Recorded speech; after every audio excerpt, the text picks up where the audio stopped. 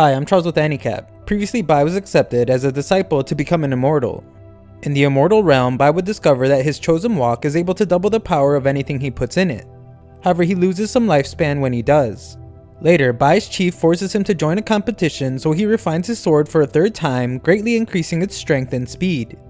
Although Bai behaves like a coward at the competition, he would eventually win thanks to his refined items and his knowledge of plants.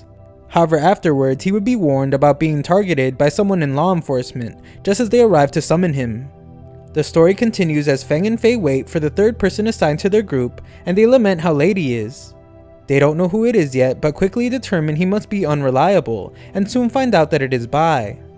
Bai greets them as they are both surprised to see that the law enforcement hall has selected him of all people. Feng points out that Bai is dressed for battle when their mission is simply to look for a man named Hu Yun, who they have lost contact with. It won't be a dangerous mission, but Bai explains that he would rather be safe than sorry, and Fei mocks him for being too scared to live without an extra layer of protection. Other members of the fire kitchen arrive to bid farewell to Bai, and Zheng gives Bai his walk as a parting gift. However, to Zheng's disappointment, Bai hasn't gained much weight and isn't able to carry the walk. Mei then reveals herself as she wants to say goodbye to Bai as well, and gives him some pastries to eat during his trip. She gives him elixirs and several other items to assist him on his journey as well. Hu Yun, the man they are looking for, is actually Mei's brother, and she assumes that he is just having so much fun that he forgot to contact them. Mei refuses to believe he is in danger, and asks that Bai punch him once he sees him for making her parents worry. Bai assures her that her brother is fine, and promises to bring him back safe. Their mission begins as Bai explains that it's his first mission, making him nervous, and he wonders if where they are going is dangerous. He assumes that they will be taking flying swords to their destination, but is shocked when he finds himself on a flying ship. Fei points out how new disciples aren't usually allowed to participate in missions, and Bai reveals that it wasn't his choice. A quick flashback shows what happened outside Bai's home. The law enforcement hall pointed out that Bai had not completed a single spiritual plant growing mission even after an entire year of being part of the sector. This is against sector regulations, and as punishment, Bai was forced to join the current mission. Bai then remembers how his right-hand man Bao warned him about Feng, and how Feng might be trying to harm him. Feng then explains that the ship runs on spirit stones, but they weren't supplied with many, so part of the journey will have to be on foot. They arrive at the heaven-reaching river, which serves as the source of spiritual energy for all the sectors. The further downstream you go, the more sparse the spiritual energy is, and Bai can feel the difference as they move. Bai's two companions are then disappointed to hear that this is the first time he is hearing about there being other sectors. Just then, they reach their final destination called the Fallen Star Mountains. Bai can't understand why they don't just wait till the morning to explore, as he fears there might be dangerous beasts lurking around. He becomes even more terrified when Feng explains that the territory of the demonic bloodstream sector is just on the other side of the mountain. Bai then composes himself to prove that he isn't a coward, but loses it instantly when Fei tricks him. Bai explains that he isn't afraid and that he just likes being very cautious, as he nearly gets killed by a hypnotizing flower. The group then stumble upon a rabbit's corpse that clearly didn't die of natural causes, and an evil energy can be felt around it.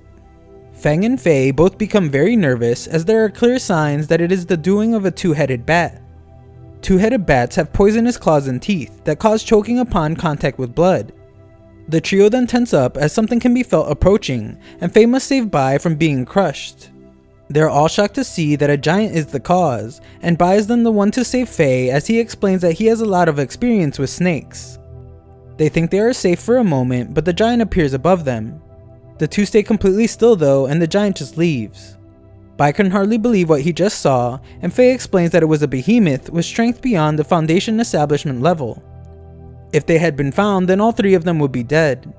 Bai is amazed at the fact that they have already seen the most dangerous thing there, but Feng explains that it wasn't even close to being the most dangerous, and they will likely encounter more dangerous beings.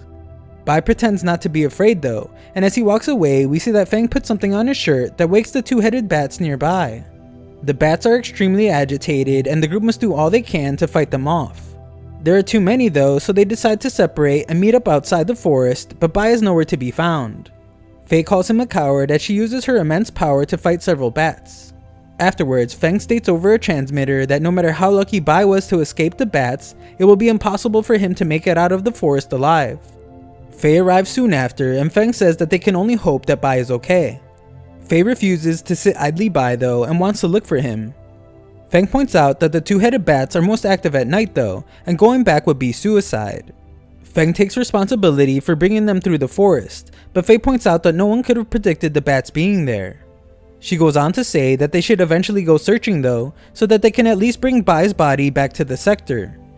Back in the forest, we see that Bai is running from the bats and exclaims that his life is far too valuable to just let the bats catch him, but he has run out of running room. The next morning, Fang pretends to be disappointed that Bai didn't come to their smoke signal, and Faye thinks about when they first met. They feel like they can still hear his voice and realize that it's because Bai is standing right in front of them. Bai explains how terrifying it was for him and wonders if Faye was worried since she has dark circles under her eyes. Fang is in awe to be seeing Bai alive, and Bai states how the bats chased after him relentlessly. He asks that he never be left alone again, and Faye wonders why he didn't come to the smoke signal immediately. Bai is sure Faye was worried sick about him now, and explains that once he decided to fight the bats, things became exciting. The fight helped him realize just how powerful his little wooden sword had gotten, and Fang is stunned to hear that not only did Bai survive, he managed to defeat the two-headed bats. Bai then explains that he also discovered that the tooth of the bat is a rare material for refining the burning blood incense elixir, and so he spent the entire night extracting them. They are about to leave, but before they can, they are attacked by an eye above them. Faye saves Bai, and Fang explains that the eye is an ancient beast that is able to slowly drain a person's true energy with its stare until the person dies. Afterwards, their search for Hu Yun continues as Bai calls out his name, and Fang soon reveals that he has discovered Hu Yun's position. They follow a spirit stream disc which indicates the last place Hu Yun's transmitter emitted its last signal, but Hu Yun is not there. Fang realizes what is going on and reveals a message left by Hu Yun.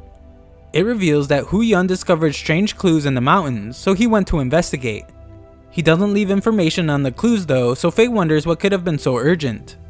Fang speculates that Hu Yun might have went to see a clan that guards the border of this region, and Bai thinks they should report back to the sector before deciding what to do. However, Faye refuses to alarm the sector over such a small matter, and is not willing to abandon Hu Yun. Bai explains that he is taking everyone's safety into account, but is convinced that they can give a full report after they complete their mission. Just then, we watch as two people run through a forest as they discuss how important and urgent what they are doing is.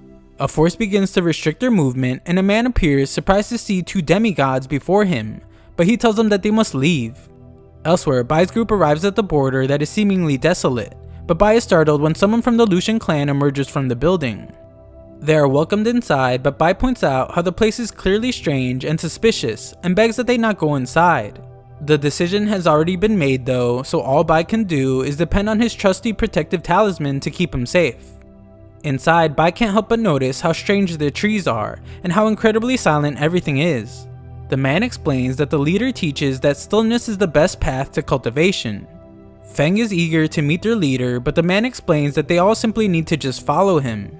Eerie singing can be heard in the distance as Bai smells a scent that reminds him of the spiritual food from the fire kitchen. The voice singing can be heard telling listeners that they must be obedient and should not cry. Bai is concerned as always, and Faye tells him to just wait alone. The creepy singing doesn't stop, so he continues following the group, but he considers for a moment just returning and taking his punishment from the law enforcement hall. Just then, Bai hears footsteps and is attacked by a red shadow. He tries to explain it to the team, but they don't believe him. Fang realizes that the man has disappeared though, and the others realize Bai wasn't just hallucinating from fear. Faye warns not to touch the ribbons as they will cause a person to become deranged. The man is the one behind the attack, and Fang explains that they are simply looking for someone. The man doesn't care and explains that if someone did come there, then he is now gone from this earth, and they will be able to join him soon. Fang vows to make the man pay for betraying the spirit sector and begins the fight. The man explains that fighting back is futile, but Fang manages to put up a good fight. The ribbons are overwhelming though, so they must run. Bai attempts to report back to the sector, but the transmitter isn't working, as we see that the man simply watches them. Before they can reach the exit, Fang is shocked to see an array unique to the blood sector begin to form. Faye points out that an array that large must have taken years to form. Once it is complete, their life will be drained and they will all die a slow death. Bai runs around, terrified to realize that his life will end there, but instantly composes himself to save Faye as she is attacked. Faye then must search through the rubble to find Bai, and he once again points out how concerned she was for him, but she explains that she just doesn't want to owe him a favor if he was killed because of her. Their moment is interrupted though by the man, who explains what an honor it is for all of them to be a part of the Lucian clan's spiritual sacrifice. Feng can't believe that Bai is running for his life once again, but Bai proclaims that running is better than just waiting to become fertilizer. Bai thinks he has found a way out, but quickly realizes he has been tricked, and Faye points out that the man is using the array's power to cast his illusions. Faye decides that she must face the man head on, and does her best to get close to him. This proves extremely difficult though, so she uses an explosive pill to hurt him. The man disappears after the attack, and Faye is shocked to see Hu Yun. Bai recovers from being knocked back by a demonic creature, and vows to get his revenge, but we see that he faked it so he could run towards the exit again. The creature manages to stop him before he can escape, but Bai uses his sheer strength to send it into the air. He eliminates it and notices that doing so weakens the array, but doesn't want to waste any more time as this is his best opportunity to escape. He stops himself though as Faye brings the very badly injured Hu Yun to him. Hu Yun finally wakes up and warns them all to run as the Lucian clan has defected to the bloodstream sector. Faye explains that they can't escape as the soul-sucking array is complete, just as roots emerge from the earth to continue attacking the group. Bai reveals that he made a hole in the array and Faye uses it to escape with Hu Yun. Bai is still stuck inside though and is shocked when Feng requests his assistance. Feng had really just used the opportunity to make sure that Bai would fall victim to the attack of the roots. Feng explains that Bai managed to survive the forest but isn't so lucky now as he will remain under the roots forever. Feng is shocked though when he looks at the opening in the array, and Faye from the outside points out how their only chance at escaping is closing. Inside, Bai wakes up after realizing what Feng did and vows to not let himself die in such a place. Up above, Feng is being consumed by roots as well, and plans to use an explosive pill to free himself. However, he is shocked to see that Bai is still alive when he emerges from the ground. Feng states that he'd rather they die together than let Bai escape, and launches the explosive pill at Bai. The explosion is massive and Feng is consumed by roots immediately after. We see that the explosion pushes Bai out of the array, and he is surprised that Feng actually tried to blow him up. Luckily for Bai, he trained hard to achieve undying skin, and isn't hurt at all. We then see Feng emerge from the roots as he vows to tear Bai to pieces when he gets out, but the man from earlier explains that he will never escape their array. Nearby, Bai pretends to be upset that Feng was left behind, and credits Feng with saving him. Elsewhere, we are shown that the Lucian clan is performing some type of ritual, and the man from earlier reports to their leader named Chen Yu. He explains that he only managed to capture one of the intruders, and the intruders managed to escape with Hu Yun. Chen Yu isn't too concerned as they must focus on their goal that is only a couple weeks away from completion, but the man still promises that the intruders won't be able to leave Fallen Star Mountain alive. Elsewhere, Bai laments how the transmitter isn't working, and Faye wonders if they will be able to escape alive.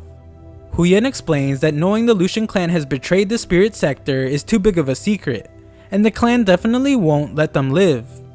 Faye begins to cry when she is overwhelmed by the fact that they likely won't be able to escape, especially since Feng couldn't, even though he had reached level 7 key condensation. Faye points out how Bai has always put his life above everything else, and wonders if he is extremely scared now that they are being hunted. Bai reveals that he is scared, but explains that it only motivates him to try harder to escape. Faye is scared as well, but agrees that they should fight back with all their strength, so the three of them can return to the spirit sector together. Hu Yun then explains that he has recovered a bit, so Bai gives him the punch he promised Mei he would give for worrying their family. Hu Yun then realizes that their group must have flown in on ship since they are unaware of the terrible state that the small villages around the mountain are in. He explains that the Lucian clan partnered with the Blood Sector to overcome spirit power restrictions set by the Spirit Sector. They murdered innocent people to absorb their breath of life and left no survivors. He thanks the two as he surely would have met the same fate and asks that they all leave quickly. However, just then they are struck by a vicious attack and the man from earlier explains that they have unfinished business. Faye doesn't want to hear him talk anymore, so the man prepares to send them off on their final journey. Faye tells Bai that he must run away and report what is happening on the mountain. She demands that he go and do his best to survive, so Bai takes off as fast as he can. He repeats to himself over and over again how he must not die, and will do whatever it takes to survive. Bai runs faster and faster as he thinks about the terrifying power that the man wields. He falls down soon after and tells himself to continue running, but can't stop thinking about Hu Yun and Faye being attacked. Back at the fight, Huyan and Fei are in really bad shape as the men of the Lucian clan torment them. Fei puts up a fight, but the group leader just instructs one of his men to kill her. Huyan can only beg that they stop as Fei prepares for her death, but the man isn't able to complete his attack. Everyone is then shocked as they see that it's because Bai has returned.